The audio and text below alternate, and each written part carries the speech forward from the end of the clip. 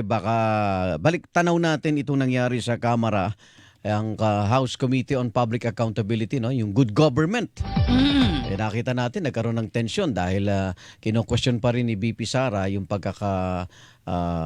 yung contempt tsaka yung paglipat. Pagpapalawig pati. Pati yung paglipat ng mga mula facility ng House, napunta ng St. Luke's, napunta ng veterans ng kanyang Chief of Staff, no? Yes, at saka yung si isa Atty. sa Lopez. mga parang nag-init ng ulo, yung pagpapalawig pa ng additional, no, na araw para kay Attorney Zuleika Lopez. Kasi ang nabigyan ng highlight yung dapat parang, sana kahapon tapos na di ba? nabigyan ng highlight yung parang tinuruan ni BP Sara. Oo. Paano yung procedure sa Kamara, Kasi no? daw May nakakahiya mga naman sa violation. taong bayan, di ba? Sa buong mundo pa nga. Oo nga.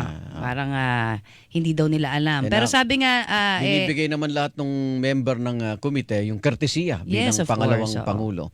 Pero wag natin sa kalimutan. korte na lang daw sabi ni isulong. Kong Akop. Yes, sabi ni Kong Akop. Kung may problema siya doon sa pagpapatupad ng mga, kumbaga, naisulong na ng Kamara, ng Quadcom, sa korte na lamang niya ilaban. Sabi naman ni VP Sara, talagang pupunta naman siya sa korte. Pero wag natin kalimutan, ano ba ang napag-usapan doon? Eto na po, yung apat, no? Doon sa mga kawani ng OBP na may contempt pero kahapon lang nagpakita. Iisa lang po ang naging pahayag ni dating Special Disbursing Officer ng DepEd. Mare, si Edward Paharda. Yes. At yung Disbursement Officer ng OBP na si yung babae, si Acosta, Gina Acosta. Iisa lang po yung modus na isinalaysay nila. At nakakabilib dahil katabi nila si BP mismo na yung kanilang wini-withdrawng pera na 100 milyong piso po. Ito man sa Land Bank. Sa Land Bank. Ito man ilang beses yung kay Paharda at yung isang withdrawal kay Acosta isanan lang kasi isa tatlong yung beses. Yung isa tatlong beses, 37.5 million. Bilang disbursing officer po ng DepEd tsaka OBP itong dalawa, meron silang binabanggit na pinagbibigyan po. Yung Colonel Nolasco sa panig ni Paharda at ni Colonel La Chica, ang head ng security ni BP Sara sa panig ni Acosta. At sinabi nila ito'y utos, ba't daw binibigay? Ito'y utos po ni BP Sara malinaw yun. Malinaw po. Alas 9:18, nasa linya natin si Yusek Jesse Hermogenes Andres, Undersecretary po ng Department of Justice. Yusek Andres, si Igan tsaka si Connie, magandang umaga po. Good morning po. Yes. Magandang umaga, Arnold, Connie, at sa lahat ng ating taga-subaybay. Salamat po sa oras. Paliwanag lang natin yung action po ng DOJ. Mismo si Pangulo po ang nagsabing hindi niya palalagpasin daw po itong nabanggit na banta, pagmumuray, naging aktwasyon niya, no, nitong nagdaang weekend. Nasaan na po tayong bahagi sa DOJ po? Well, una, bigyan lang natin ng konteksto, no, Sige para yung importanteng pangyayari mapaliwanag natin.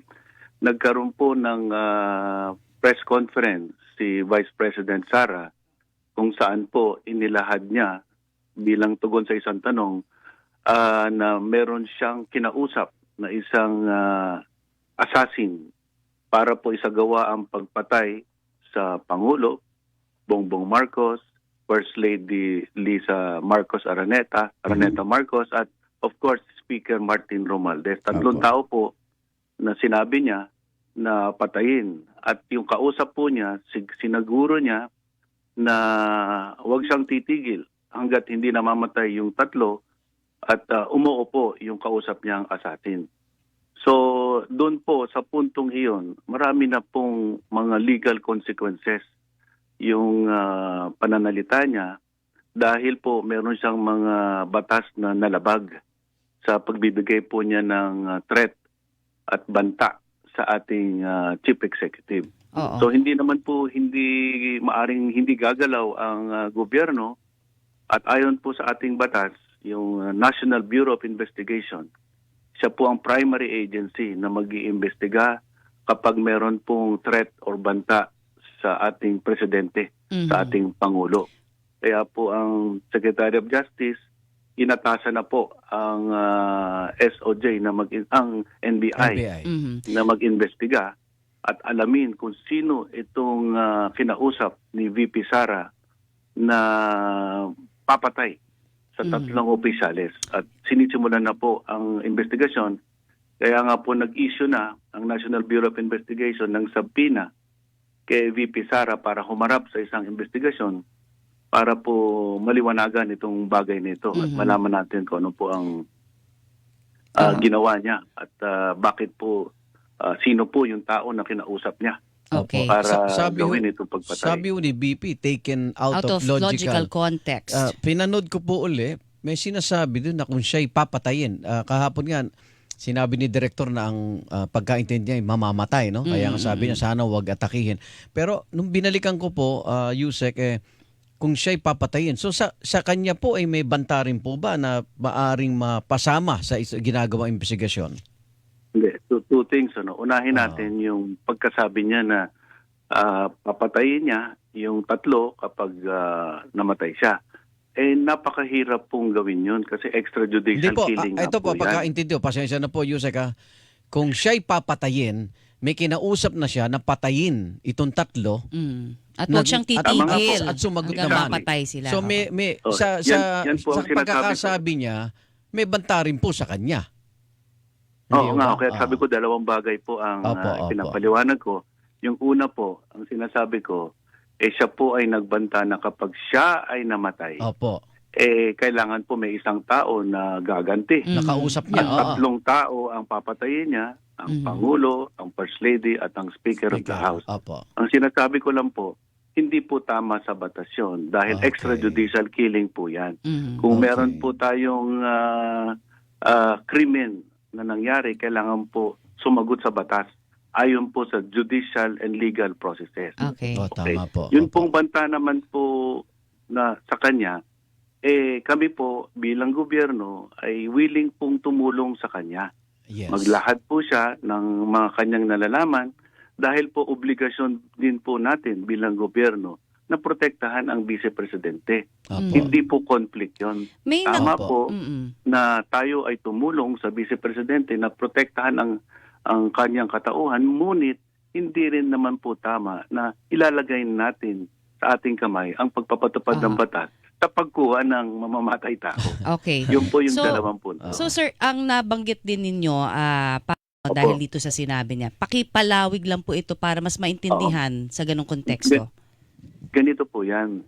Kung papanoorin ninyo yung video kung saan pinagmumura niya ang Pangulo, ang First Lady at ang Speaker of the House, idinagdag po niya na kumuha na siya ang wag mag-alala ang taong bayan sa kanyang security dahil may kinuha na siya na assassin, na gaganti at babalikan itong tatlo. Yun po ang aming pinupunto na mali naman pong pananalita galing sa pangalawang pinakamataas na opisyalis ng gobyerno. Nalilihis po tayo sa rule of law. Okay. Hindi po natin pwedeng gawing vigilante killing. Kung meron man pong mangyaring insidente na kriminal, kailangan po idaan din natin sa legal at judicial na proseso. Yung pang kontrata po ng isang tao, hindi po dapat marinig sa bibig ng isang mataas na opisyalis. Kasi po babalik tayo sa vigilante state. Kaya po we are holding people accountable for their words, especially when they have impact on the peace and order and security of our country. Yusek, kilala po si BP na agay sa house, no? Hindi niya kinikilala. Kaya hindi siya pumupunta. Pero iba po itong Department of Justice at NBI. Sakaling pong hindi niya kilalanin din ang subpoena na ipaparating para siya maimbitahan, ano hong susunod na hakbang?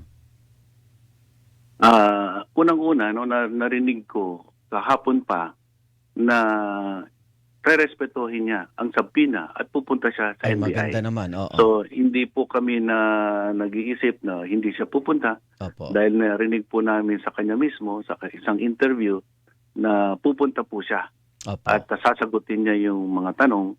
Ang nagdagdag lang siya na kailangan sagutin niyo rin ang tanong ko. Ano bang Pero posibleng yung po ang ano bang statement posibleng nalabag po niya? dito sa kanya mga naging Kung- pananalita? Kung threat lang po, ano pa Tsaka ba? kung tinitignan nyo na siya as mastermind. I'll go back to that kasi hindi ko nasagot yung sinabi mong mastermind. Ang ibig ko, ang punto kasi in law, evidence can come from the admission of the person charged. Mhm. Kung sino po ang respondent, ang akusado, part po ng ebidensya na maaring gamitin sa kanya ay yung sarili niyang pananalita Mhm. at admission. Okay. So dito po sa video, napakaliwanag po na wala naman nag-uudyok sa kanya na magsabi ng ganitong kwento, Mhm. ngunit voluntarily sinabi niya yung kanyang mga hakbang na ginawa. Na plano na kumuha na siya at nakausap niya ang isang mamamatay tao na gagawa doon sa inutos niya na paghihiganti doon sa 3 taong sa tingin niya posibleng may dahilan na saktan siya. Mhm. So Okay. on that point, self-confessed mastermind po siya dahil Okay. sa kanyang bibig po nang galing na meron siyang kinausap at gusto niyang ipatupad yung utos niya. Okay. Matibay ho ba, sorry partner, Sige. ano ko lang itong, matibay ho ba yung sinasabi nating posisyon natin dito na self-confessed mastermind siya, kahit na ipinipilit niya po na taken out of logical context lamang yung kanya pong nasambit? Oo. Kasi in law, there is no such thing as a conditional threat. Mhm. A threat is a threat. Res ipsa loquitur. The thing will speak for itself. You cannot say that, for instance, papatayin kita pag niloko mo ko. Mhm. Threat pa rin yun. Mhm. Papatayin kita pag hindi ko gusto ang mukha mo. Threat pa rin po yun. Kumbaga po, hindi po pwedeng nabag po bawiin. sa batas ang manakot ng tao. Aha. At sa isang tao na mataas ang posisyon, may impluensya Mhm. and threatening the chief executive, isa pong halal na opisyal, pinakamataas na halal na opisyal, ang ating Pangulo, it poses a clear and present danger to a national security. Okay. So may capacity kasi tinitignan nyo rin kung yung nag-threaten may kapasidad bang gawin yan. Tama po yan, nabanggit nyo, dahil nung panahon po ni PRRD, meron din isang tao na nag-post sa social media lang Mm-mm. na Yes, magbibigay we ng remember. 50 million para pag may papatay kay PRRD. Hinuli po ng NBI yun nung panahon na yun.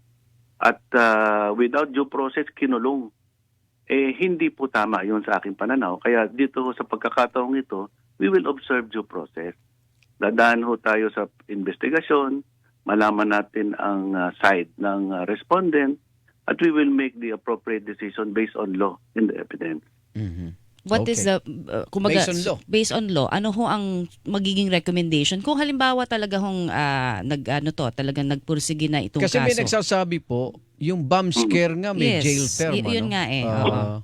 So ano bang nakaabang? Ambang, oo. Well, ayaw po namin magbanggit ng particular na criminal offense. Pero we are just saying that definitely there is criminal liability. Marami pong posibilidad. Yung grave threats is very obvious Yes. dahil meron siyang pagbabanta sa buhay ng isang tao at public official pa man to. Oo. At yung sedition, yung tinatawag natin sedition is another possibility dahil ayon sa revised penal code, yung exacting revenge or harm on a public official is part of the elements of sedition. At ito po, yung revenge at harm on the president was clearly pronounced by the VP in her video and in fact, partly executed already. Okay. In-engage na niya yung serbisyo ng isang mamamatay tao. Okay. Yusek, At marami pa po yan. This was a matter shown on internet. So merong aspeto po nun. Yung marami po yan. Ayaw po naming magbigay ng konklusyon hanggat hindi po namin nakukuha lahat ng We ebidensya. understand po. ito, edukasyon para mag-guide naman yung marami sa aming. Hindi Opo. kami abogado eh. Ikaw abogado, Opo. Yusek. Si Opo. BP Sara abogado. May mga humihiling ng i-disbar na dahil sa aksyon na naipakita nga na hindi yata maituturing na huwaran bilang isang abogado. Yan ba'y nakakasama rin po ba? Opo, napakataas po ng antas ng conduct na hinihingi po mula sa mga members of the bar o mga lawyers na practicing. Meron ho tayong SIPRA, yung Code of Conduct ng mga abogado. At napakarami pong requirements doon na napakahirap pong gampanan. Oo. At yung pong posibilidad na yon ay maaari ding mangyari na magkaroon siya ng disbarment, pero hindi po manggagaling yon sa effort ng Department of Justice. Opo. IBP po yan, Yes, Supreme Court ang gagalaw.